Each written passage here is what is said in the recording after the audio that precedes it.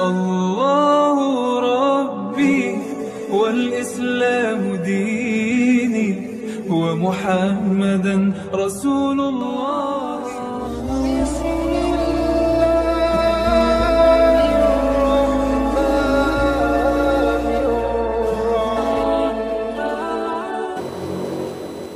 Masih puasa, Pak? Alhamdulillah. Bismillahirrahmanirrahim.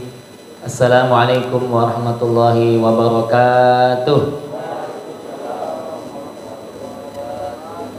Alhamdulillah alladzi allafa baina qulubina fasbahna bi ni'matihi ikhwana.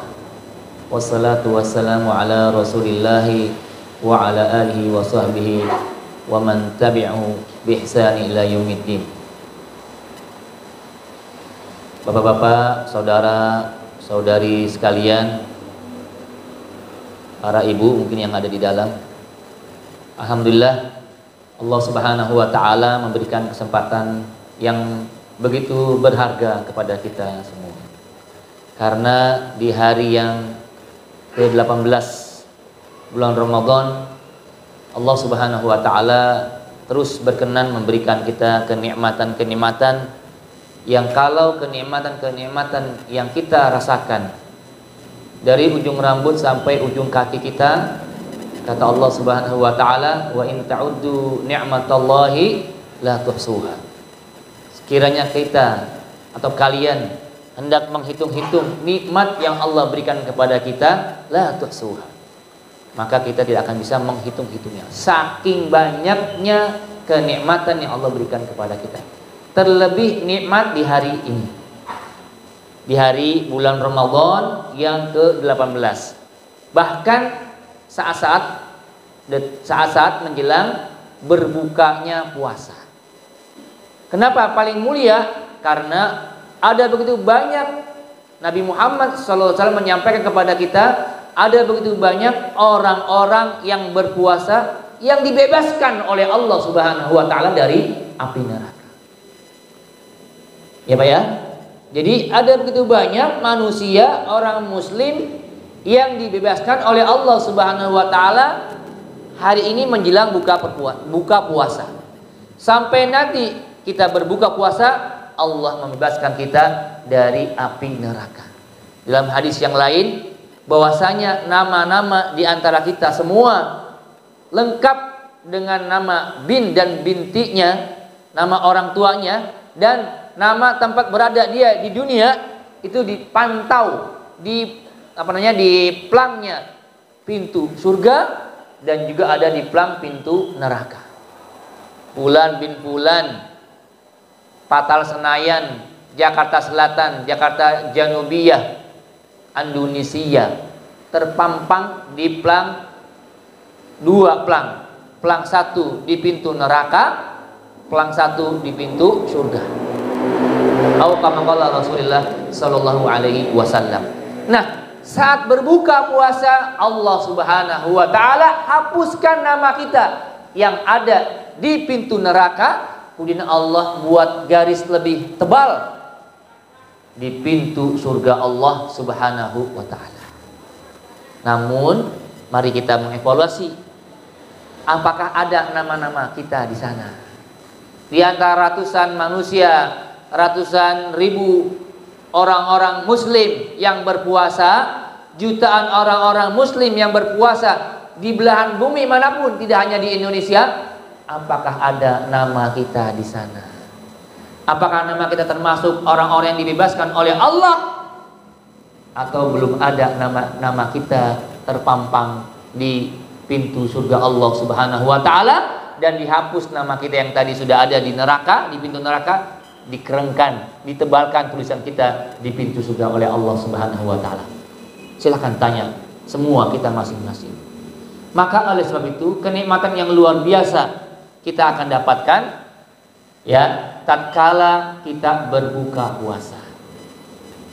Bapak-bapak, ibu-ibu, saudara sekalian, ada salah satu kisah yang sampai kepada para ulama. Kisah ini adalah dari seorang ulama besar yang bernama Abdullah Mutarrib. Ya, beliau ulama seorang manusia, seorang muslim, seorang mukmin yang sangat patuh dengan agamanya.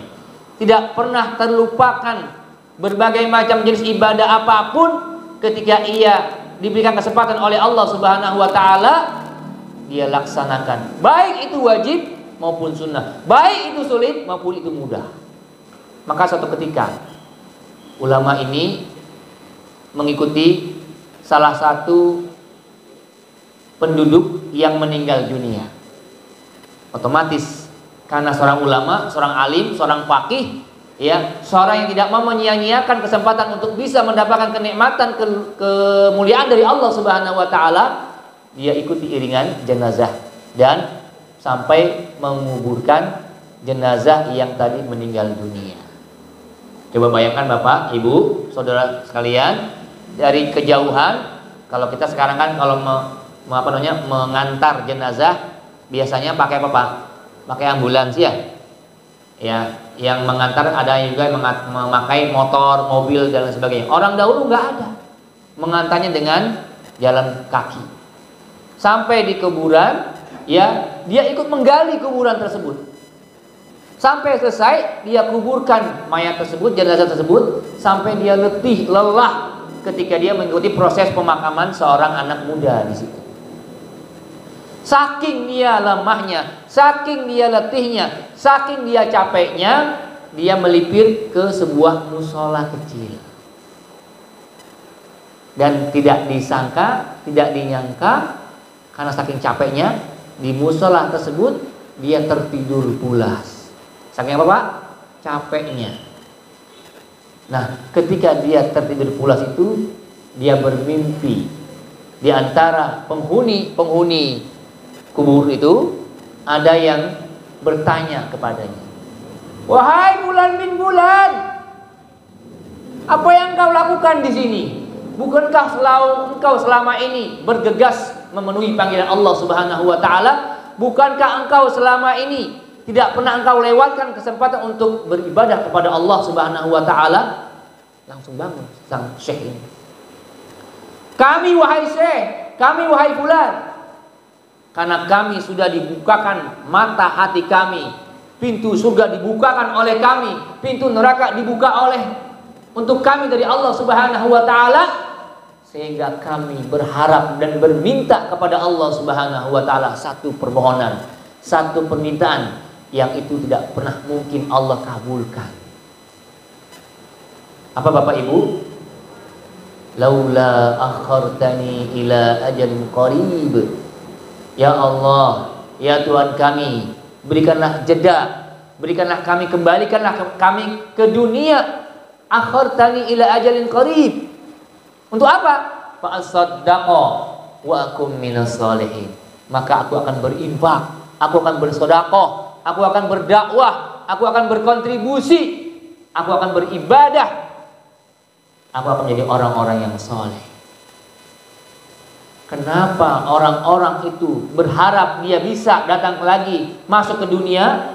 Disampaikan kepada syekh, "Ya syekh, ya mukmin, 2 rakaat yang engkau kerjakan, seandainya engkau kerjakan tadi 2 rakaat, itu sudah cukup menghadirkan kami mendapat kemuliaan di sisi Allah Subhanahu wa taala. Dan 2 rakaat yang engkau kerjakan sebelum masuk masjid, 2 rakaat saja sebelum engkau tertidur, itu bisa menghapus dan menghilangkan ya kelelahan kami menghadapi azab siksa kubur dari Allah melalui para malaikatnya." Subhanallah. Kisah ini mengingatkan kepada kita ya bahwasanya begitu banyak amal-amal yang harusnya kita bisa kita kerjakan saat itu, tapi karena kita terlenakan, terlupakan, bahkan menganggap remeh amal tersebut, ibadah tersebut, itu kan sunnah Ustadz, dikerjakan mendapat pahala, tidak dikerjakan tidak apa-apa. Berapa banyak orang-orang beriman, orang muslim yang menganggap ibadah sholat sunnah, ibadah hal yang sunnah seperti tadi, akhirnya dia tidak kerjakan. Baik itu tilawatul Quran, apalagi di bulan Ramadan, unzila Quran, unzila fihil Quran hudal linnas wa bayyinatin minal huda wal furqan.